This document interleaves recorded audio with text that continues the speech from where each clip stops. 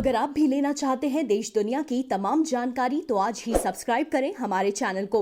साथ ही नीचे दिए बेल आइकन को जरूर दबाएं ताकि हर अपडेट आप तक पहुंच सके। नमस्कार, साक्षी न्यूज नेटवर्क पर आप सभी का स्वागत है। गुजरात का प्रमुख कारोबारी शहर सूरत इन दिनों कई प्रकार की समस्याओं का सामना कर रहा है। दरअसल लॉकडाउन के दौरान बड़ी संख्या में प्रवासी श्रमिक अपने अपने राज्यों की ओर चले गए, जिससे यहाँ के उद्योगों को लेबर की कमी का सामना करना पड़ रहा है। हालांकि कुछ लेबर लौटी है, लेकिन उतनी बड़ी संख्या नहीं है जिससे कि यहाँ के उद्योगों का काम चल सके। और इसीलिए खासतौर पर अगर हम हीरा उद्योग की बात करें या फिर हम बात करें टेक्सटाइल उद्योग की, तो इन लोगों को बहुत मुश्किलात का सामना करना पड़ रहा है। टेक्सटाइल में तो आप देखिए कि जो कपड़ा मिलें हैं वो बंद पड़ी हैं, वहाँ पर काम चल भी रहा है तो कुछ देर के लिए चल पा रहा है, जितने लेबर हैं उसमें चल पा रहा है। इसके अलावा जो हीरा उद्योग है, अब आप देखिए कि यहाँ से इस समय निर्यात पूरी तरीके से बंद है। इसका बहुत नुकसान उठाना पड़ रहा है हीरा उद्योग को। और ख़ासतौर पर अगर हम डायमंड पॉलिशिंग इंडस्ट्री की बात करें तो बहुत मुश्किलात का सामना करना पड़ रहा है, क्योंकि उनके पास काम ही नहीं है। अब जो कर्मचारी लौटे भी हैं जिनके जरिए काम चल रहा है, उनके सैलरी कट किए गए हैं। आइए आपको अपनी इस रिपोर्ट में दिखाते हैं कि किस तरीके से जो डायमंड पॉलिशिंग इंडस्ट्री है वो मुश्किलों का सामना कर रही है।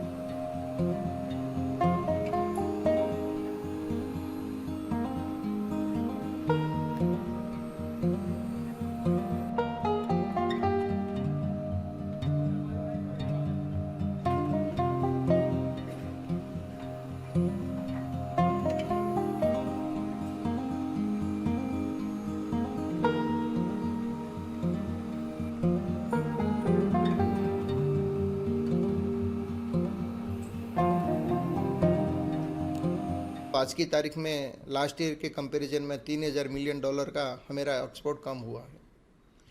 कोविड-19 की परिस्थिति के कारण इंटरनेशनल फ्लाइट भी बंद थी, इंटरनेशनल मार्केट भी बंद था। भारत के सबसे बड़ा जो हमारा ट्रेडिंग हब है बॉम्बे के अंदर भारत डायमंड बूस, वो भी बंद था।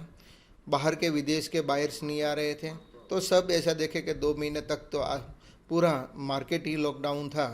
तो इसके कारण पॉलिशिंग इंडस्ट्री को मैन्युफैक्चरिंग पार्ट में बहुत बड़ा नुकसान हुआ है। कितने महीने आप नौकरी से दूर रहे, कितना महीने नौकरी बंद हुई आपकी? 2 महीना अप हो गया, 2 महीना ऊपर हो गया नौकरी बंद हुई। फिर लॉकडाउन खुला तब सेठ जी ने तुरंत ही चालू कर दिया था।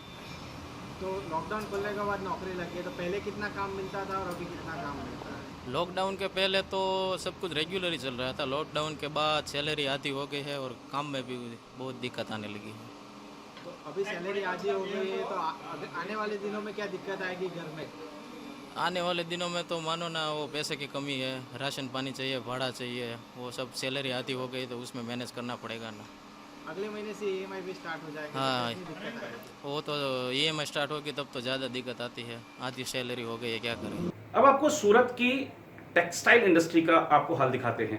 देखिए कितनी मुश्किलों का सामना कर रहे हैं ये लोग। और सूरत का जो कपड़ा उद्योग है वो देश भर में नहीं विश्व भर में अपना एक मुकाम रखता है, अपनी एक पहचान रखता है। लेकिन कोरोना और लॉकडाउन ने कितनी बुरी तरह प्रभावित किया है इस कपड़ा उद्योग को, आइए देखते हैं।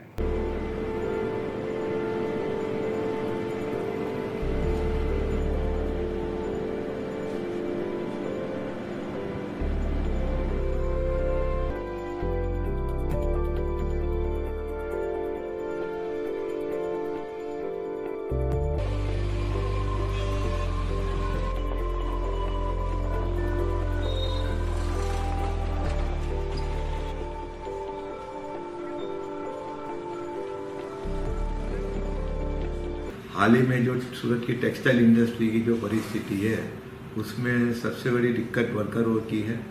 वर्करों में भी खास करके उड़ीसा के वर्कर यहाँ पे बहुत कम आए हुए हैं। उड़ीसा काफ़ी दूर है, तो उड़ीसा का वर्कर खास करके वीविंग इंडस्ट्री में है।